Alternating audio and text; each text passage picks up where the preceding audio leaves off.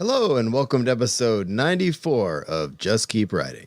A podcast for writers. By writers. To keep you writing. I'm Marshall. I'm Nick. I'm Brent. And I'm Will. Gentlemen, this is our first solo episode in a while, and solo meaning the four of us all together in one room, no guests. Well, wow. I feel like it's been a long time, but I think it's only been a couple months. Have we done that at all this year? I actually... Just the four of us? Maybe. I don't think so. I don't know. Time is weird right now, gentlemen. Yeah. But we are here all together, so why don't we just relish in that and talk to each other? Who wants to go first? What are we doing? Why are we here? Will or Brent? Go. I say Brent. You go. Why me?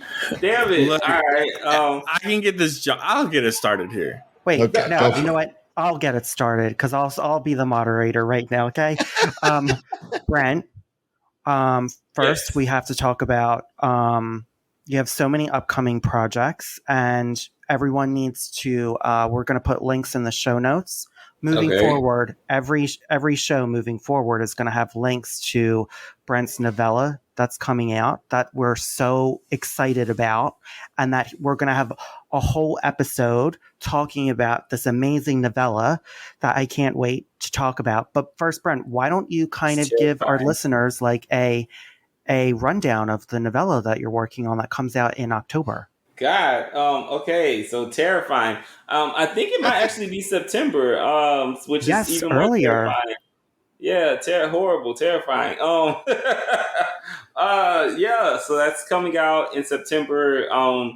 I am currently actually still waiting on final edits for it, so that should be happening soon. I'm not gonna lie.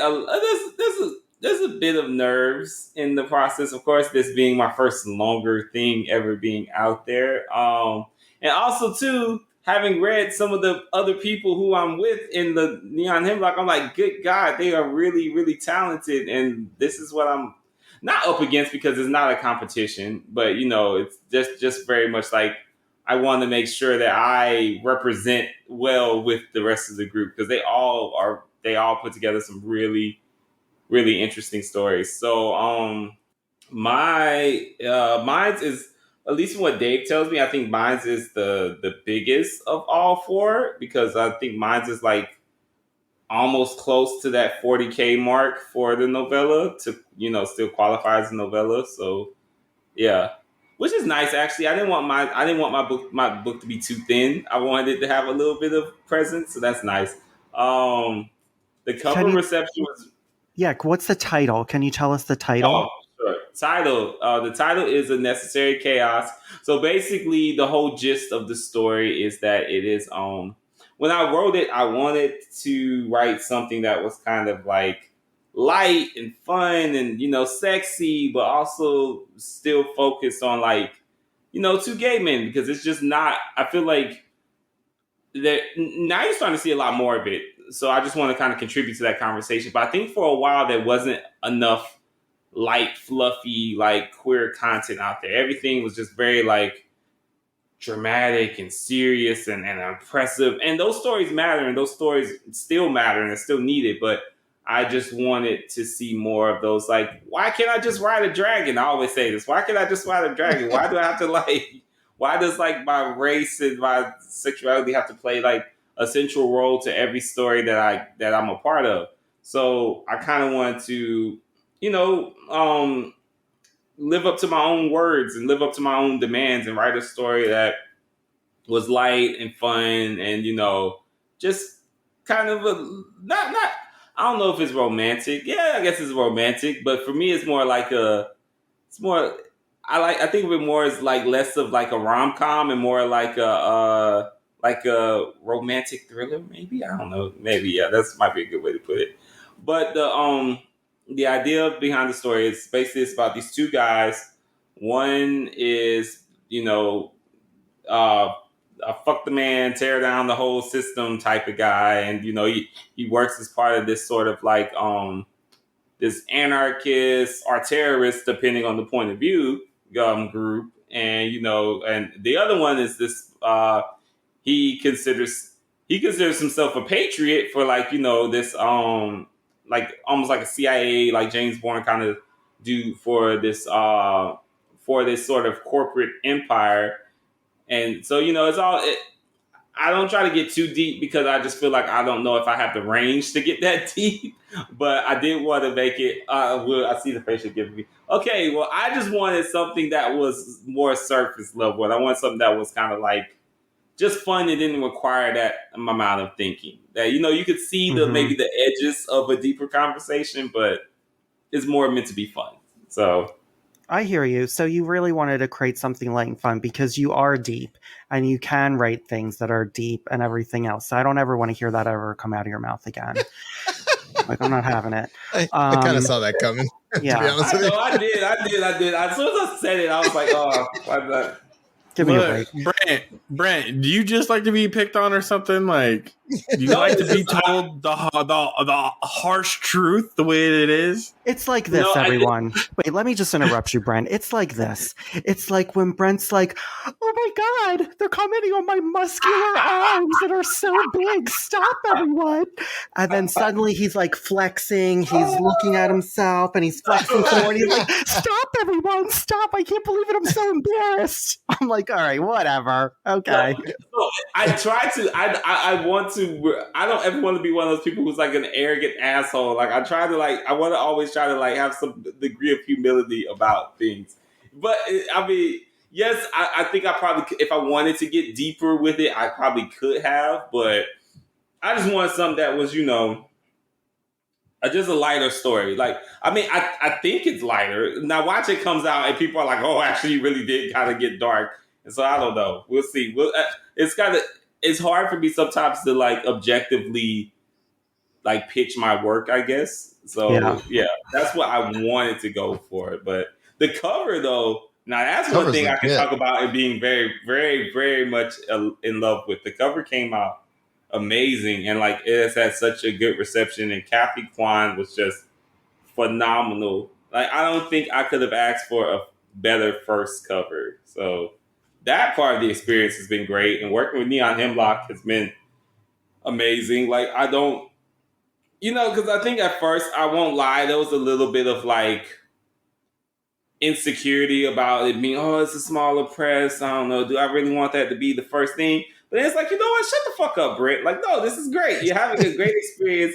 This guy, Dave, is being amazing. He's letting you have all this input. You're getting to really be through it every step of the way. And I'm when will I ever get that again? I don't know. I know I won't ever get it with the Big Five. They'll never, ever give you that amount of freedom. So it's you know what? Yeah, this is a great experience. This is really a phenomenal way to have your first longer piece come out into the world. So, and then not only that, but you're also working on an anthology. And could you talk about, kind of what the theme of that anthology is, and maybe give our listeners a little preview of the magnificent work you're going to put in it? So I have two actually anthologies that. Oh, okay. Well, see, this time I actually did what you said. I didn't try to be. I know. I'm only fucking with you. I did what you said. It's okay. Anyway, so the first one is it's a Black horror anthology, and it is it's basically me and a bunch of really cool Black authors that are kind of doing a horror anthology, kind of in the spirit of at least when they pitched it, they said it's kind of in the spirit of a Jordan Peele-esque type thing. I don't know if that's the best way to describe it. I think it's just a Black horror anthology, but they have to throw something fancy on to make white people buy it. But my particular story in that book, it was the idea to execution turned out very, very different. But the idea of the story is basically there's this Black gay teenage boy, and his mom was basically she was a clairvoyant, and she's in this mental institution for people who end up getting driven mad by their clairvoyancy or whatever. And he's starting to have visions too, and he's scared that he's going to end up just like his mother. And the story basically is about what his visions mean and what actually, and there's actually something a little deeper about behind his visions and like time itself. So yeah, that's the one without giving too much away. The little horror anthology. Right now, the title of the anthology is No Harm Done, but I think they're going to change it. So whenever they change it, I'll remember to mention it. But the other anthology that I'm dealing with is a cyberpunk solar. It's like a cyberpunk / solar punk anthology. So I've never written a cyberpunk story before, but I love cyberpunk. So I was kind of like, this would be cool. Don't want to give too much away about that because that's still like very on the early stages. But I can say thank God, because I was not sure when I wrote it and sent it off. I was like, I don't know if this is working. I don't know if it's good.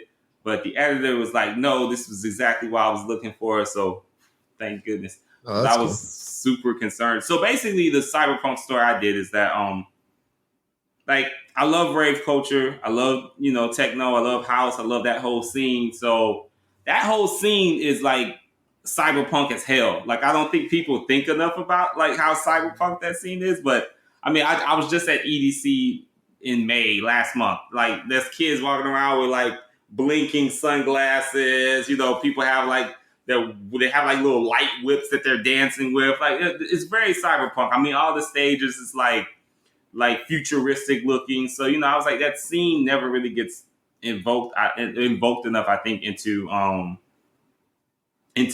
science fiction stories, unless. And this is one of my biggest issues with the Batman movie that just came out. Is like, I hate how like that scene is only ever depicted as like one that's like full of drugs and full of like underground dirty stuff. It's like always connected with crime, when really and truly that scene is where you see a lot of social revolution happening, and you see a lot of people pushing back against like certain societal norms. So I wanted to play on that part of the scene in a cyberpunk way. And again, can't give too much away because it's still super early, but yeah, it's basically like, me invoking the rave scene as like a revolutionary tool against, oppressive forces.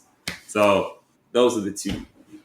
And before we move on to Marshall and Nick, I want to talk about like, now that you have deadlines, right? So that's kind of transforming the way that you're working. What are you trying to work on as far as like, are you working on a novel? Are you trying to write more short stories? And like, how has that energy been with it, since you also are backed up with deadlines with projects coming out? So I'm not gonna lie, the deadlines have like definitely for a little bit. And I had to work to find the joy again, because for a little bit those deadlines were like sucking the joy out of writing, and it was just like, shit, this really feels like work, and I'm not sure if I'm like loving this feeling right now. But also I had to kind of check myself a little bit too. It was like 5 years ago, this was all I ever wanted. And now that I have it, I mean, of course that doesn't mean I can't have concerns or issues with it. But at the same time, it's like I had to give myself a little kick in the ass and be like, look, this is what you wanted. You have it now. And you need to like figure out how to navigate it. So yeah, I had to find my way back to, like having joy in some of the work again.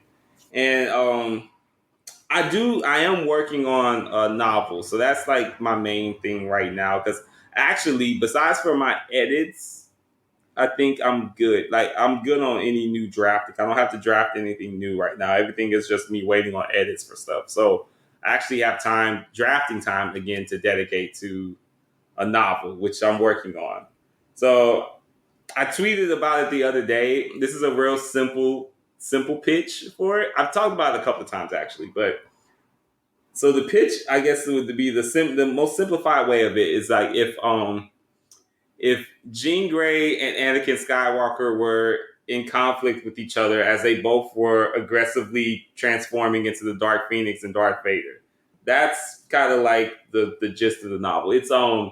as I was writing it, because I let Nia and LP actually read the first act because I was like, is this shit? Because I don't know if it's shit. I'll just stop now. I don't want to waste time on it if it is.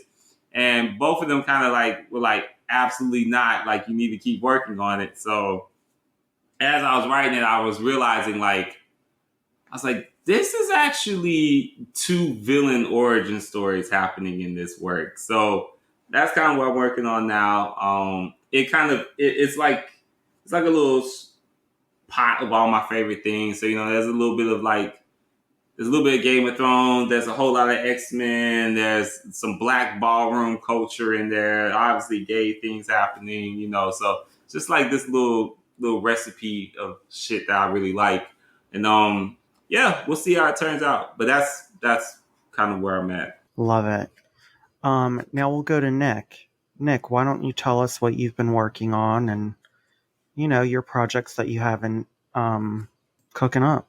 I'm thinking we're in between semesters right now for school. We start back up here in a couple weeks. But and can you tell everyone, if it's a first time listener just ever listening to the podcast, can you kind of talk about what you're going to school for and like where it's at and what the program has been like? Yeah, so we just finished Marshall and myself, we just finished our first full year at Western Colorado University's MFA program for creative writing, specifically genre fiction, which we are like one of 5 programs in the country that currently do it. And we're the program's leading the way for other schools to adopt genre fiction as a major concentration, not just a semester worth of class, which has been really good, which means anything that falls under the banner of fiction, I've studied this last year, which is crazy to think about because you've got Westerns, romance, science fiction, fantasy, anything you can think of,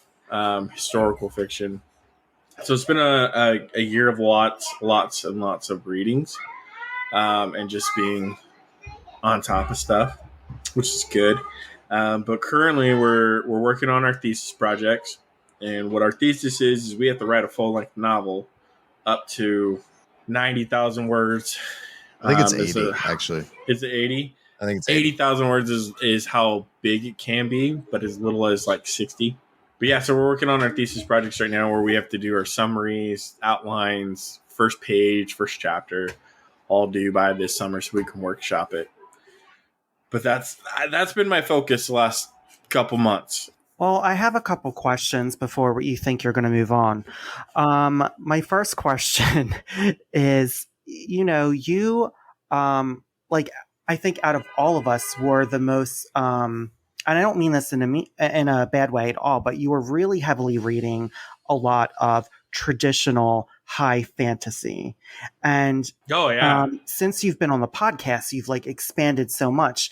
But also now that you've been in school, like you've actually read romance, and I want you to talk about like going so far from what you would think you were going to read, let alone have to practice writing in. Can you talk about that a little bit? Yeah, well, yeah. So first and foremost, like for me to get away from reading traditional fantasy, white male fantasy, which is what I've always been exposed to, and being able to read something like romance and actually enjoy it. It's an inward look. You've got to get rid of your own internal biases in order to do that, though, in my opinion. And so kind of, being on the podcast, exposing myself to everything else that is out there, it helped out a lot to be able to recognize what I was biased against and like read against it anyways, and like kind of squash that and have a better understanding of storytelling and stuff like that.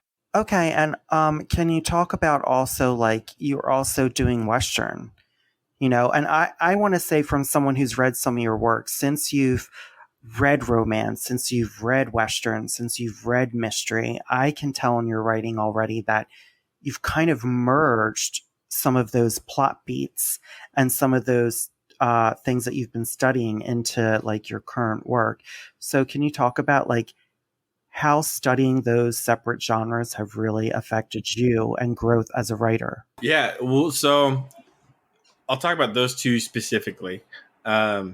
Romance, right? Everyone thinks romance, love, ooey gooey, gushy stuff. Like, oh, it's the love triangle, it's Twilight, it's this, it's that. Really, though, what romance does really well is communication verbally, non-verbally, through touch, through senses, and things like that. Romance is, to me, it helped me write the five senses better. It helped me drive story with physical touch and not having to say anything. It drives story without physical touch, just between two people, whether it's platonic or a romantic relationship, right? And the other thing you don't understand about romance until at least I didn't understand it until we started reading it and studying it, is romance is not love. Romance is the exploration between the relationship of characters. And so once you kind of understand a little bit more, you can take romance principles and apply it to a friendship in a story, in fantasy now. And you start getting that dynamic between two different people that you would see in a romance. There's just not, the love connection is just not there. Western, in which, by the way, romance for me, I love the physical aspects of romance and what it brings into the story. It's by far my favorite. Western, on the other hand, very problematic genre. I don't encourage a lot of people to read what's out there that's not written in the last 10 years, I would say. But what Western does really well is they use the landscape as character, which brings about Rebecca Roanhorse's Trail of Lightning.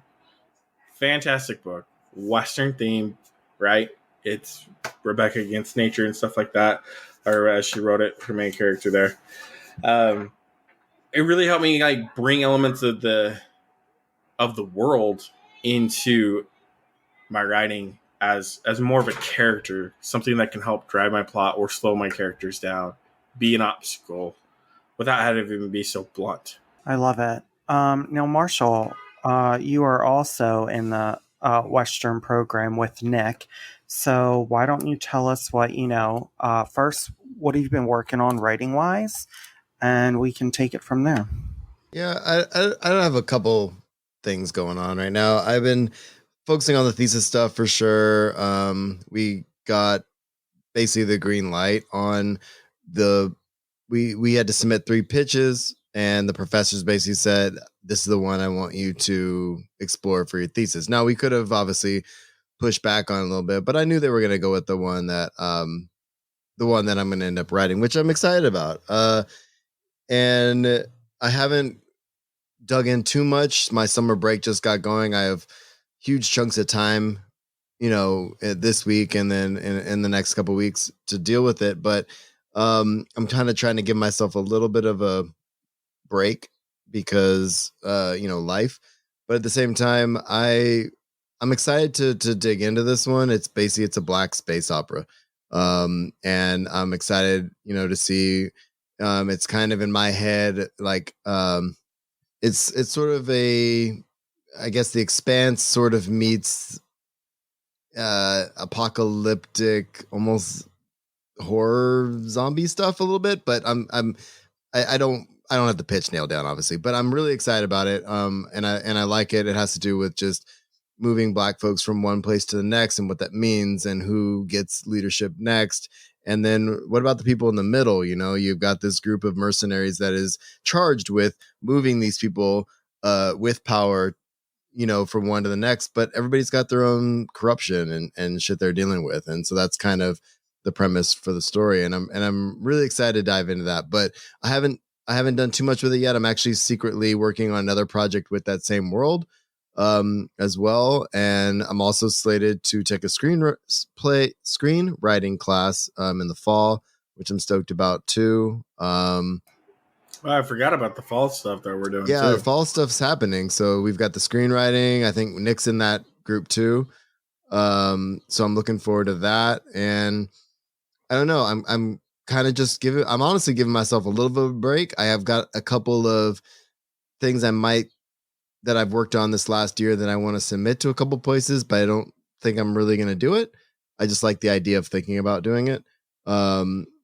And So my question is, when you say you're thinking about doing it, but you're not, why are you cock blocking yourself?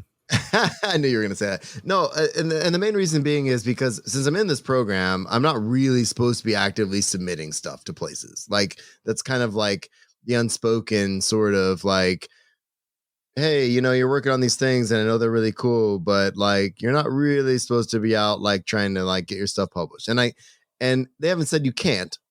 I just haven't. I'm not like chomping at the bit to do it, but I do have a couple of stories I'm really happy with and that are really in a solid state and I want to put out there and I think I'm going to. I just haven't yet. So don't get mad at me yet. Okay? I'm not mad at you. I'm just saying like don't cock block yourself. Hey, and I want to know like what do you feel like in the first year of your program was there genres that you've never read before that you then like really loved and that you loved writing it? I would say romance. I really dug the romance unit and I think it helped that it was first and we really spent a lot of time in there. And there was a kind of a wide breadth of like, of types of stories we read. We read, I mean, The Time Traveler's Wife, everybody's probably heard of now because of the TV show, but the book was really, really good. We read that. We read a historical romance. What was it? Something Union. Anyway, it was that really the one by Alyssa Cole? Yes. Yeah, Extraordinary Union. Extraordinary Union. That's it. Yeah, I love her stuff. Fantastic read. So, I mean, I loved reading what we read. And the fantasy surprised me too. Like the Goblin Emperor is a trip. Like reading through that is like not the kind of fantasy like you would think, but like it was good. We read Jade, the first Jade, or Jade City, and that was good. Yeah, no, I really enjoyed the first year. And being able to bounce the ideas off of people just craft wise and stuff. When it came to those books and those genres, I actually really enjoyed the Western. I think the Western unit, but it wasn't really for the books necessarily. Like, Trail of Lightning was amazing. I really liked, and True Grit was cool. And the books were good, but I like the idea so much of what a modern, possibly Black Western could be. It really intrigued me. I ended up watching the movie I was telling you guys about that came out on Netflix with Regina King. And the name just flew out of my head. But the Black Western that came out, that was a really cool take on what modern Westerns I think could be.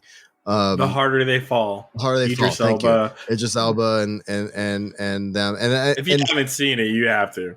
You have to watch it. And so I like the idea eventually of writing. I have this pitch of a historical Black Western I want to write of like this little town in Kansas where these Black folks, former slaves, migrated to called Nicodemus. And I really want to write this story. I'm not going to make that my debut novel by any stretch of the imagination, but I really want to write that at some point in some way, shape or form, whether it be, it could be a novella or something like that. So anyway, I'm enjoying the program a lot. I'm procrastinating a little bit right now just to get my life in order. But with my thesis stuff, but I'm stoked to see where I go next. So that's where I'm at. That's great. So I guess now next we can. Yeah, I guess it's my turn. You knew someone had a turn on you. What are you working on? What you up to? No way. Yeah. What's happening? What's going on with you, man? Yeah. As far as what you're working on and stuff. Well, I think we just briefly talked about it with each other. Maybe we didn't. Maybe I think I did and I didn't. But we haven't talked about it on the podcast.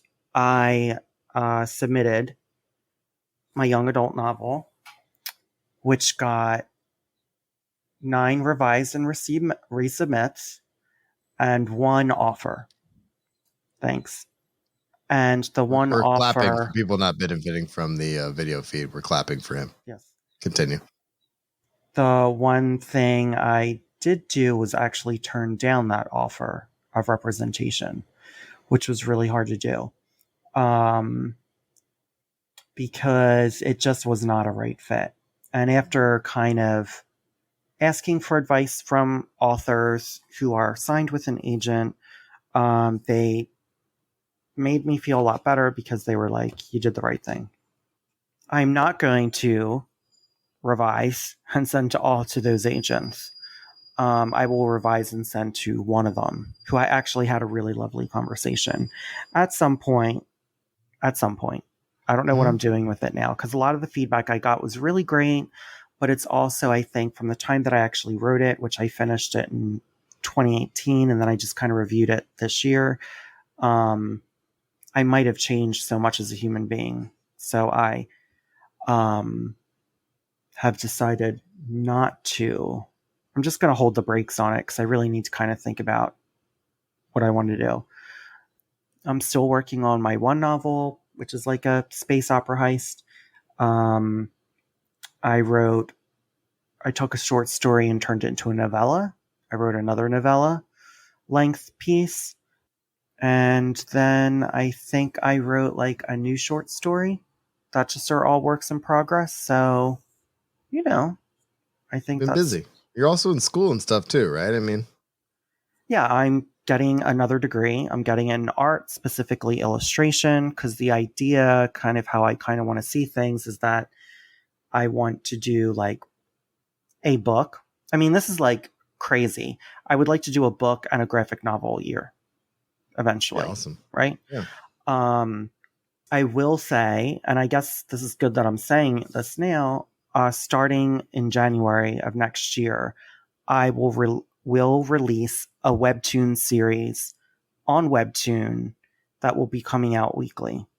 Woo! I'm going to work on 2 different projects. Part of this was because I was doing it sort of for school to show that I have more work and some more creative ideas. But one of it is called Indoctrination, which is kind of a horror ghost series and about possession. And then the next one, what I'm planning on doing, I'm actually drawing everything now, plotting it out. I'm going to give it to my beta readers in November and December. And then I will have 6 months of the webtoon completed. So that way on January 1st, I have an episode a week. That's awesome. 3 months from there, I'm going to release another webtoon series. And I have 2 in mind that I might do. But I'm going to make sure that I'm, again, 6 months ahead of the game. And part of this is more as a way to challenge myself artistically. The only way that I can progress is if I give myself some deadlines and this helps me learn really quick. So really it's not just as it's going to be fun, but it'll also challenge me to write in a script format better, and it'll challenge my drawing skills especially. And if anyone doesn't know about Webtoon, you can self-publish your own stuff through Canvas, and it comes out weekly, and then you get enough subscribers, you can go from there, and then they could pick it up as an original. But I'm not even worried about that. This is purely like me, doing that. So that's awesome though, dude. I mean, I don't know. That's super exciting. I feel like we're all excited about what we're doing, which is, I think, important, right? Right. No, that's yeah. You don't want to be miserable and like hate what you're doing. And well, there was one thing I forgot to mention, I guess. So Makas book cover came out recently, and that's pretty exciting. We're getting closer to that book being out in the world. So it will be my first editing credit through, well, not first editing credit, because I had the one Anthology through Tor first, but first longer form, I guess, editing credit. So yeah, that's awesome. It's funny, Malka is actually, to bring it full circle, one of our professors. So that's hilarious. So your co-host is editing one of your professors. Yeah, that's funny. Look, I said at the end of my first semester, it was like, oh man, I really wish I would have gotten some more feedback from Malka this last semester. And then Malka was the only one giving me feedback for semester. I have been improved as a writer. She's great at You're fine. Keep going. Yeah, she's just great at everything. I mean, the feedback that she gives, how she can see things that you don't like. I wasn't seeing ahead of time, and like, she's really good at structure too. And So I'm excited. Yeah. I'm excited for her book to come out. Yeah, I'm really, really happy with like the reception it's getting so far. But like the voice of this novella is just so like so well done. But When does it come out, Brent? Next year. Beginning of next year. I want to say like January or February of next year. I can't remember exactly. But Okay, I thought it was coming out in 2023 because they just did the cover reveal a couple weeks ago. Yeah, they did a cover reveal, and so and and also I have a few other editing things in the background that I'm working on, so we'll see if anything comes of those. But I'm excited for Malka. I think I think a lot of people will like this book. That's awesome. Marshall, you look like you were going to say something. Yeah, no, I'm thinking about what I want to talk about with you guys, and like we don't get to just sit down with the four of us too often. So like, I guess to round out the episode, because we're about there. I really think, since this might be one of the last times, not one of the last times, but in the next couple of months, we're gonna have a lot of things going on. So I'm gonna throw out to all of you in order. I'm not gonna go first, but what are we most worried about, and what are we most excited about in regards to writing in the next couple of months? Brent, you're up. Ooh, okay. Most worried about. Honestly, I think I'm most worried about. So I don't want my momentum to fizzle out. I guess, like I feel like I'm getting to a point where Well, I guess no, I'm not getting to that point. So I just want to make sure, like, because I know. I mean, I can be honest. I know I have eyes on me for this novella, and I know that people are looking at this novella, and I want to make sure that if it's received well, that I have something to follow it up with, or something I can be like, hey, this is coming. This is something I have out there soon, because I've also noticed recently, like I haven't been in social media as much, and honestly, I'm happier without being on it as much. But I know that's also part of the industry too. So it's like trying to balance that. And I've noticed recently, I've had like a few agents all of a sudden out the blue, like start following me and stuff. So it's just like I feel like a little bit of pressure, and it's like so I want to make sure that it doesn't drop and it's received well, and then I don't have anything else going on for like months. Right. So I guess my thing I'm worried about is between now and the release of it, that like I want to have something that's either finished or mostly finished, or something that I can be like, okay, well, you like this, well, this is coming your way soon, or I'm going to query with this soon, or something. So I guess that's my concern. But what I'm most excited about, though, is I am excited to have it. I guess the exact same thing, but just different. I'm excited to have it out there, finally. Like, this is the culmination of like years of work and stuff finally manifesting into something that I'm actually going to be able to hold a book with, in my hands that's not an anthology, that's just strictly 100% my stuff. So that would be, I'm excited about that. But yeah, I guess I'm just trying to make sure I don't want to lose momentum. So so I guess that would be my follow-up question for you, Brent. I was going to throw it to up. Okay. No, go ahead. I got to follow up. So, okay. I mean, because I hear everything you're saying. Yeah. Right. And it's a lifelong goal to have that piece that's just yours being held in your hands. Yeah. And that's happening, right? You're right around the corner from that. Right. What are your next goals? What's your next lifetime achievement in regards to writing? Like, what do you want? What's your next step? Where you want to go next? Well, I mean, I definitely want an agent at some point. Like that's like the big thing because that's like the next step is to be able to have that book contract announcement. Coming out through. I mean, a big five would be nice because big five means money. You potentially. So I mean, that would be nice. So yeah, that would be. I think that's the next. I feel like that's the next obvious step for me is to try to have something that can get me an agent. And I mean, the stories with agents and how people get them are varied and they differentiate. So who knows? Someone may like the novella enough and be like, "Hey, let me sign you." But I don't know how likely that is or unlikely. But I think that is the next goal for me is I I mean, if I'm going to be at the level I want to be at, I have to have representation. So that is like the next level. Yeah. Well, I wish all that for you. Same. Will? Same. No, I was just gonna say, I was talking to one of my clients, Megan. I'm sure you're listening to this. Hi, She is Megan.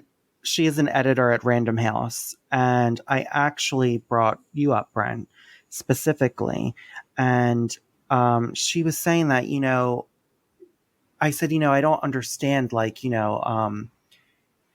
we know of people who haven't put as much effort into their work, and it's like certain agents will grab them and then really work their hardest to develop them, and then others that we see who have so much potential through their short stories and novellas, we don't see that. And what she was just saying that as an editor, they've really been asking a lot of the agents how they go about developing their writers, if at all. Because she just says it's been her experience that, like, when an editor even sees someone who, has short stories out there, has novellas out there, and they develop them, she was like, as an editor on the other end for the Big Five, she always found those writers to be able to adapt quickly and like really have the best type of energetically with their editors, that they can give feedback really well, they can take feedback really well and be able to make their own. So I think this is the year you're gonna definitely get your agent. Fingers crossed, fingers crossed. I mean, that'd be amazing. That is the next step for me though. So Yeah. I think it's super achievable. Yeah, you got this.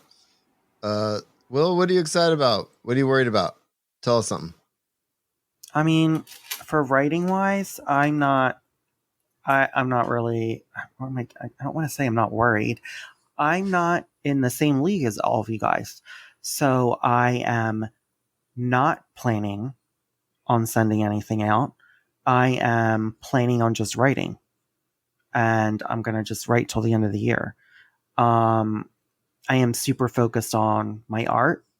I'm super focused on school and getting that done, and showcasing like other artwork and other avenues. But as far as my writing, I think this year is just all about writing as much as I can, sharing it with my writing group and sharing it with others. And then if I feel like anything short story wise or novella wise is ready to go out, then I'll send it out. But as of right now, I don't think I really have anything that is worthy to go out yet, in my opinion. So I'm just worried. I want to make sure that I just keep, not to be a pun, but like I just really just want to keep writing.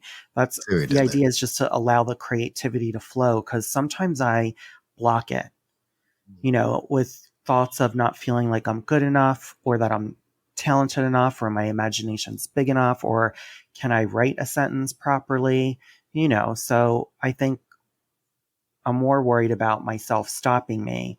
And I'm more just excited about, on the flip side, being as creative as possible, because what I'm really learning, and it took me a long time to get here, is I'm happiest when I'm creative. I'm happiest when I'm actually creating and producing stuff. And I can't run away from that anymore, because it's more and more apparent that it is what brings me the most peace and joy. And I'll piggyback on what you said, the last thing you said, because that's my worry, is that without school driving me and stuff like that right now, and with my job and everything else I'm going through, like, my big concern is that I'm not doing it because I get so bogged down. Like, I don't want to get so bogged down in like the other stuff that I'm doing. You know what I mean? Like, my big worry is like, okay, I have got to get enough, time and energy to work on my thesis stuff. But have I worked on a side project any time in the last year? No. You know what I mean? Stuff like that. So that's kind of where I'm at, I think, right now with that. You know what, too, is I think I've also learned, because I'm starting to, this sounds terrible, but I think I'm getting to a really happy place with a lot of different things, even though some things have been like a struggle bus. My relationships, and certain ones are just going really well that I didn't expect. And I know from my past, I actually don't write good when I'm sad. I don't write good when things are stressful. I actually write my best when I'm actually happiest. And I think a lot of that have been learning to surround myself with people who want good things for me and want to see me create. And I think when you find people or that someone that makes you feel really more like yourself, that can be really powerful. Yeah, I mean, I worry too, like, about, I am happy when I'm creating, but like, it's so easy. It's so easy to be like, well, I got to take care of this first. I got to take care of my kids first. I got to take care of my wife first. I got to take care of this stuff first. And I feel like I keep putting it off of it. And so I think that, yeah, I'm excited to see what I come up with, because I know I will. But yeah. What were you going to say? I know, I agree. Like, I feel like my journey has been, and even like just since we've all met, I was really going through this internal battle and strife of having value, right? Like, can I do this? And like the last 4 months specifically, it's like I've shocked myself in so many different ways. And I really believe it's meeting the three of you and watching all of you do so well. Like, I think what Brent said earlier, we're not in competition with each other. We're in competition with Netflix. It's for real. We didn't even get to talk about what we've been watching, which that'll be on our next one. We'll talk about another episode. But I think like that good energy, and when you have people who really believe in you and want you to succeed, that feeds it in of itself. And I think that's really important. For sure. Nick, close us out, man. We're at the time. We've talked a lot. Let's circle back. What is the original question?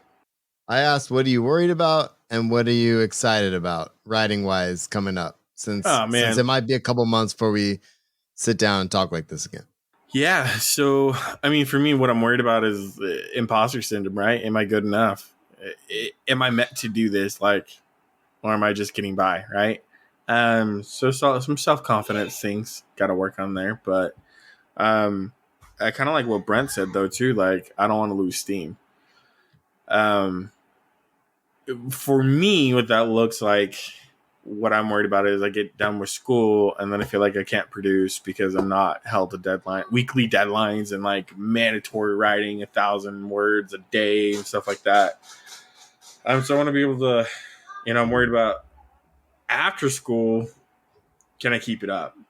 Yeah. You got a pun? No. You want to talk about my age? No, I wasn't even going there. Wow, negative Nancy. Well, you're the pervert of the group, so I just Nick. Wow, he was ready for you to jab him. Will, yeah. Look, how many times does Will say something and it's usually sexual in nature, and everyone else is like, "How did that happen?" I don't know what you're talking about. I think he was saying you might have said a comment coming up, some innuendo or something, but I think he was going to say something nice and constructive. I wasn't going to talk. Profound thing was coming up. I wasn't even going to talk about fisting for once. Okay. See, there we go. I was waiting for that to come back. No. So I hear what you're saying, Nick, but I want to say that when I finished my creative writing at Columbia, I did take a break. It was really hard for me because I don't think, while I loved my program in a lot of ways, I don't think I needed to decompress, right? And pretty much out of my little group that graduated, I'm the only one who's not published. I'm the only one. Shit. Every single one has, which some people are surprised about that. But this is also what I'm learning. Art of any sort needs the conditions and the focus to come out right. And I really have learned the hard way, and also watching people struggle themselves and then become successful. I put work out there. And when I went and saw Daniel Jose Older a couple months ago, he said this: I didn't write for one whole year. Recently, this happened recently. He didn't write for one whole year. And you know what he said? I'm still a writer. Things are working. That's crazy. I think we just have to know that we're artists, right? We could have a string of best hits and then hit a dry spell for years, and then we suddenly have hits. We need to understand that we just need to show up and do the work, right? Because a lot of things, and listen, I know sometimes that's also a privilege structure, everyone. Like sometimes it's a privilege just to be able to just show up and do the work and not worry about money. But, I just think you show up, you do the work, you give yourself grace if after school you need to decompress. Because I think anytime someone has come from deadline of finishing a novel, they're like a wreck. They need a break.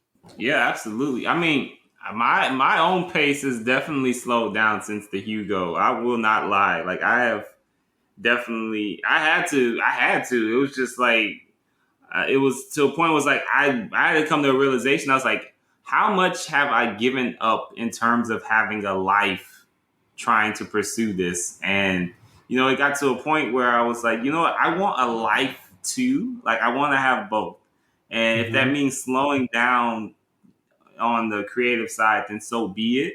And honestly, I think the thing is too, is like art is birthed from life. So if you have to take a break to live and to, exist, I guarantee when you come back, you'll come back with so much like a refreshed creative spirit, because you'll have so much more to draw upon. And, it's like you gotta live. Like writing isn't just the pen to paper. Writing is going to the movies, going to concerts, having conversations, seeing friends you haven't seen in a long time, dealing with personal issues, whatever. All of that is creation, or is a source of creation. So I don't think losing steam is, and I'm saying this as much for myself as I am for anybody else, slowing down isn't a bad thing.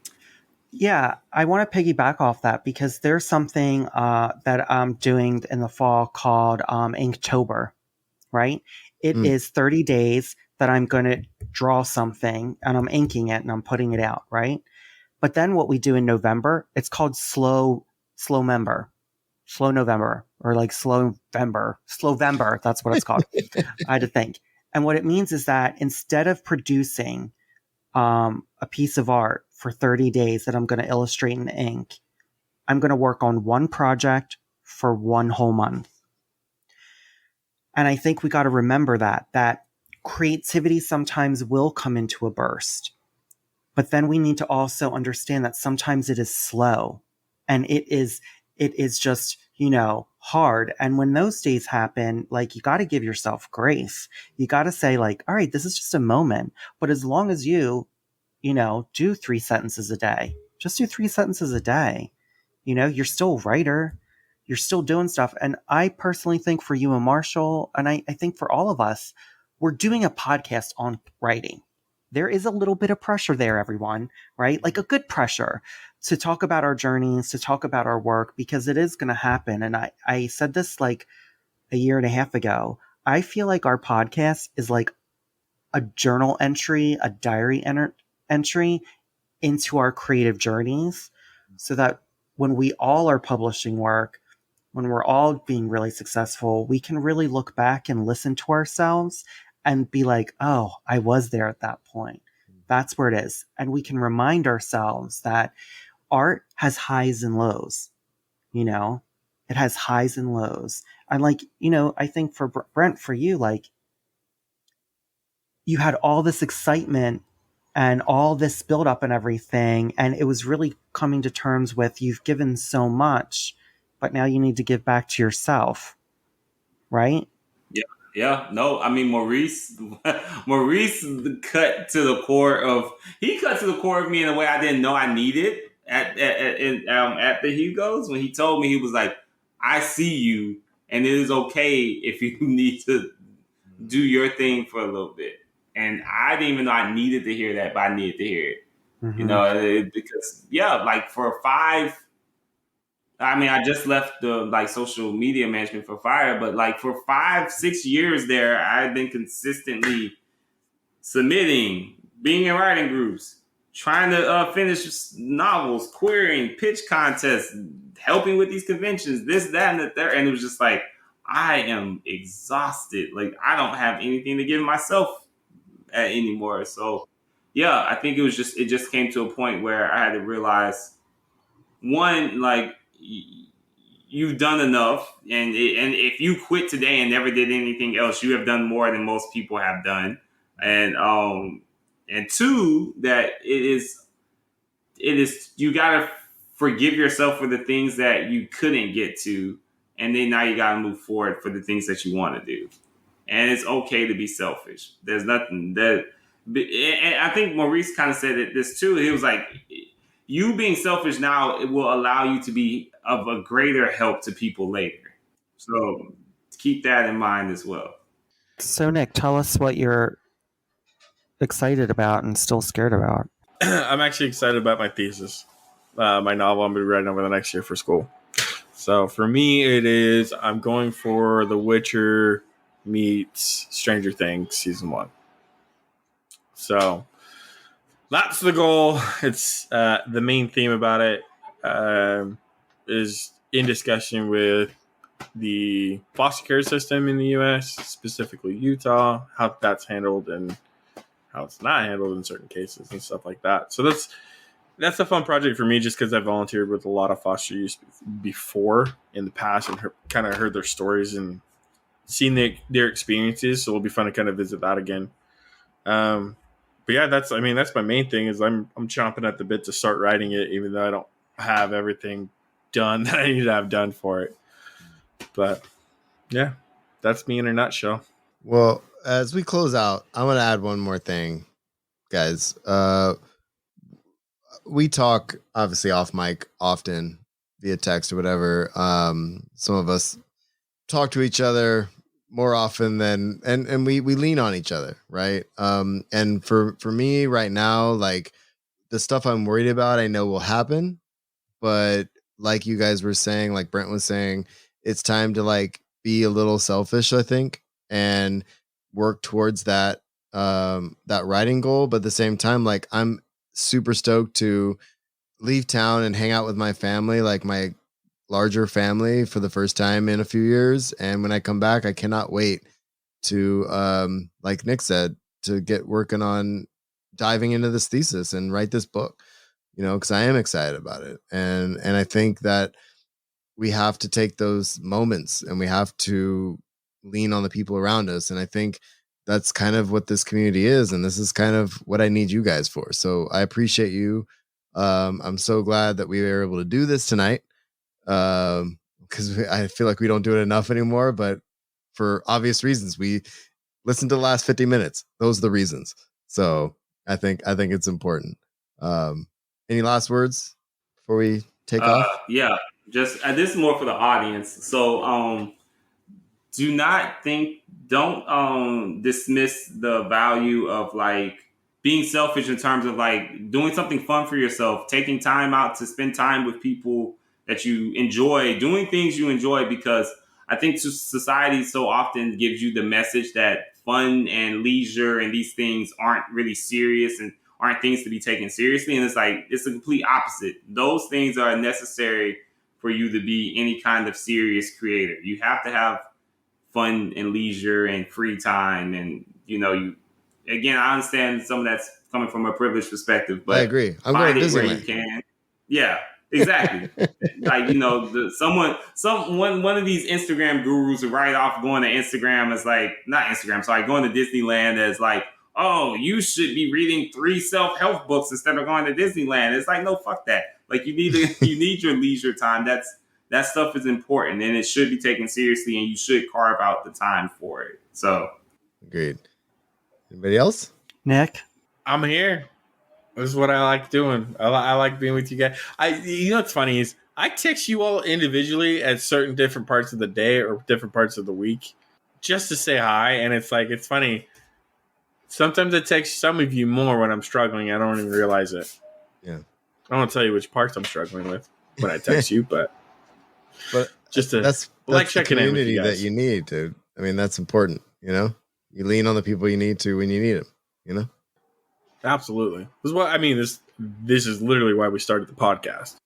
Indeed. And this has been Just Keep Writing, a podcast for writers, by writers, to keep you writing. You can find us at justkeepwriting.org. Follow us on Facebook, Twitter, Instagram, and YouTube. Feel free to reach out to any of us on our social medias, and please jump in our Just Keep Writing Discord channel. Links to all of that is in the show notes.